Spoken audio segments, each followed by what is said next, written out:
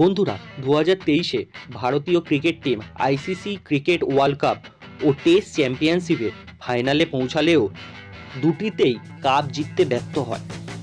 2024-এর শুরুতে ভারতীয় team south আফ্রিকার সাথে দুটি টেস্ট ম্যাচ খেলে এবং দুটিতে 1-1 ব্যবধানে ম্যাচ ড্র হয়। এরপরে ভারত ও আফগানিস্তানের মধ্যে 3টি টি-20 খেলা হয়েছিল এবং 3টিতেই ভারতের জয় ঘটেছিল।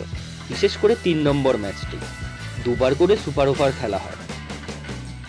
25শে জানুয়ারি থেকে আবার ভারত বনাম ইংল্যান্ডের মধ্যে 5টি টেস্ট সিরিজ খেলা হবে এবং এই টেস্ট সিরিজের শেষেই আবার এপ্রিল থেকে মে মাস পর্যন্ত ভারতে খেলা হবে আইপিএল। তো বন্ধুরা, এবারে আইপিএলে কারা জয়লাভ করবে? মুম্বাইয়ের ক্যাপ্টেন্সিও চেঞ্জ হয়ে গেল, রোহিত শর্মা আর ক্যাপ্টেন নেই। আপনারা কি এতে সহমত পোষণ করছেন? আইপিএলের শেষে 4 জুন থেকে 30শে জুন পর্যন্ত আইসিসি টি-20 খেলা হবে।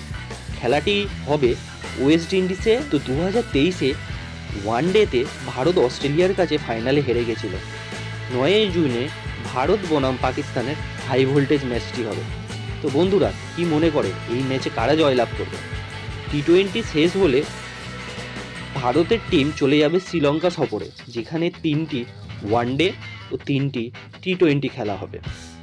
আবার সেপ্টেম্বরে 2টি ম্যাচ ওয়ানডে ও 3টি ম্যাচ টি-20 বাংলাদেশের সাথে ইন্ডিয়াতেই খেলা হবে এবং অক্টোবরে ভারত বনাম নিউজিল্যান্ডে আবার খেলা আছে।